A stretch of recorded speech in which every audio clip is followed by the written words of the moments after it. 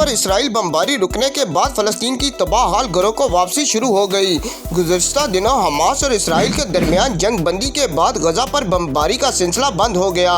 बमबारी बंद होने के बाद फलस्तीन की तबाह हाल घरों को वापसी शुरू हो गई, जबकि तबाहशुदा इमारतों के मलबे से मजीद 5 लाशें निकाल ली गईं, जिसके बाद शहीदों की तादाद 248 हो गई, जिनमें से 66 बच्चे भी शामिल हैं। दूसरी जानिब आलमी अदारा सेहत ने खबरदार किया है कि गजा का निज़ाम सेहत हज़ारों जख्मियों से निपटने के काबिल नहीं।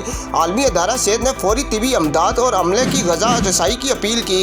इधर माहिरीन का कहना है कि गजा की बहाली में तवील अरसा लग सकता है। कैमरामैन बासित अली के साथ अतीक बशीर, न्यूज़ टाइम 1 लाहौर।